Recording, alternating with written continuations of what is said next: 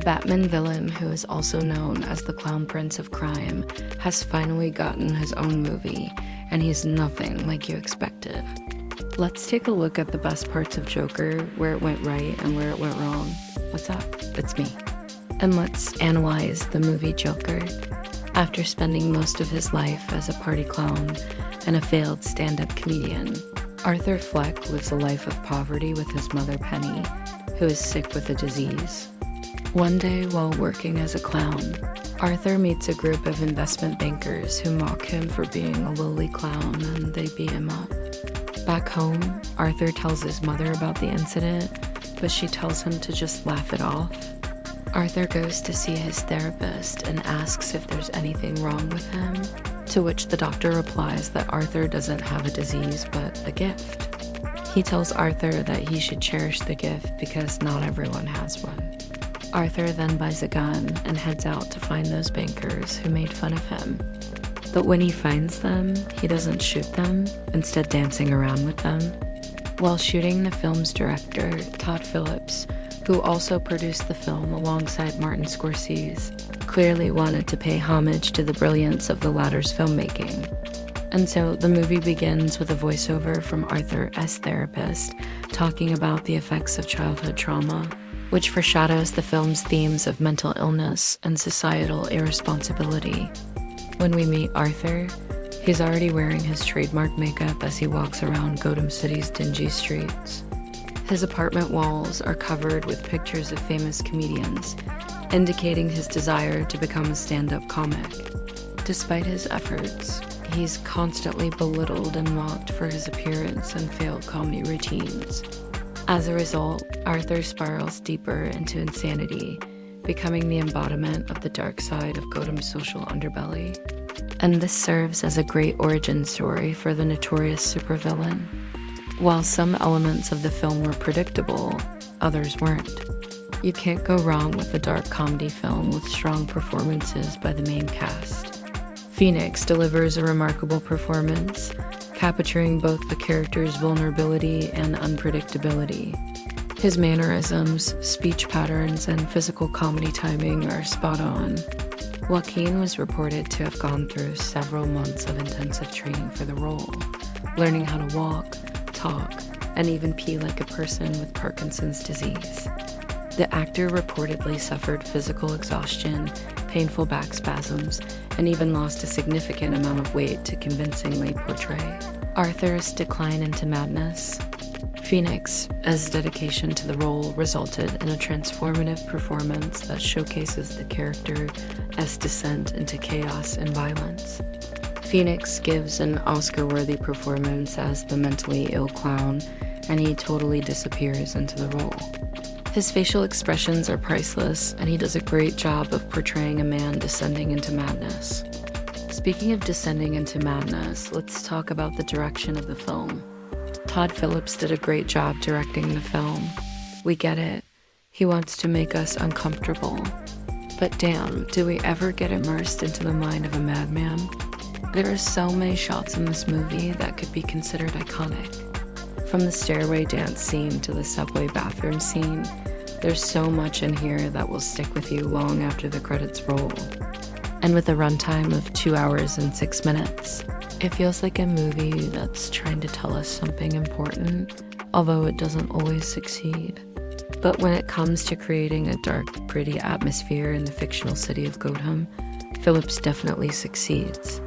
And the cinematography by Lawrence Sher only enhances the film's impact. But what about the plot? That's another matter. The screenplay written by Phillips and Scott Silver follows a fairly conventional structure, which makes the film feel a bit predictable at times. The pacing of the story is uneven, with some parts feeling rushed and others dragging on.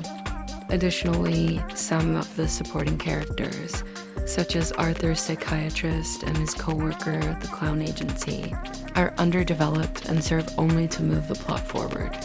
Also, we don't really know why everyone hates him. Is it truly his looks, or is it because he's mentally unstable? Well, maybe it's a combination of the two, but I feel like the movie could have done a better job exploring these themes. Now let's talk about the music. The soundtrack, composed by Hildur Guðnadóttir, is a standout feature of the film. Her use of strings and brass creates an eerie, almost unsettling atmosphere that perfectly complements the film's dark tone. Several songs are used throughout the movie, including Gary Glitter's Rock and Roll Part 2, which plays during a pivotal scene involving Arthur and his alter ego, the Joker. And let's not forget about the sound effects. The sound design team deserves a lot of credit for creating an immersive soundscape that brings the viewer into Arthur's world. The film's score heightens the emotional impact of key scenes and contributes significantly to its overall success. So let's get back to the topic at hand. The movie does a good job of showing how society can be a contributing factor in the creation of a villain. After all, who would want to live a normal life when you can be rich, famous, and have unlimited power? The movie shows us that we shouldn't judge people by their appearance alone. People who wear clown makeup aren't necessarily clowns. And people who dress like they're going to a rave aren't necessarily drug dealers. And now let's talk about the costumes. The character of Arthur Fleck is a tragic figure whose appearance is often mocked and ridiculed. The costume design for Arthur is simple yet effective. His trademark white face paint and green hair are instantly recognizable and serve to highlight his otherness. The costume also emphasizes his transformation into the Joker as the makeup becomes more exaggerated and chaotic as the film progresses. On the other hand, the costumes of the people who mock and harass Arthur are sharp and sophisticated. They represent the wealth and privilege that Arthur desires but is denied. This contrast in costume design emphasizes the social divide between Arthur and the wealthy elite and highlights the film's themes of class warfare and societal injustice. Okay, let's take a quick break from analyzing the movie to discuss something else for a change. Have you heard about our channel's podcast? No, seriously, it's happening. In the podcast, we discuss various topics related to our videos, such as current events, pop culture, and social issues. And we even invite special guests sometimes.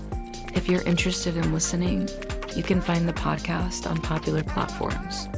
Thanks for listening, and let's get back to the video. As for the visuals, the production design and set decoration are excellent. The film's depiction of Gotham City is gritty and realistic, with dilapidated buildings and graffiti-covered streets that reflect the city's social and economic decay. The costume design is also noteworthy, with each character's attire contributing to their overall portrayal. For example, the Joker's colorful and flamboyant outfits symbolize his descent into madness, and the film's exploration of themes of identity and self-expression. Some parts of the film felt unnecessary, though. For example, the romantic subplot between Arthur and single mother Penny didn't add anything to the story. And there was no need for the subplots involving his co-workers at the clown agency. These subplots distracted from the main plot and didn't contribute to the development of the central themes.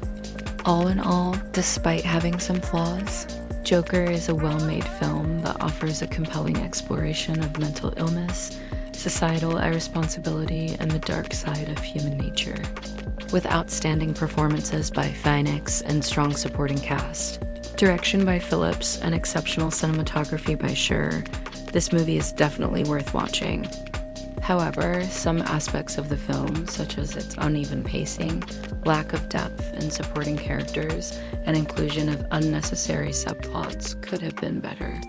Nevertheless, Joker is a thought-provoking and visually stunning film that is sure to stay with viewers long after the credits roll. That's all for now. Until next time.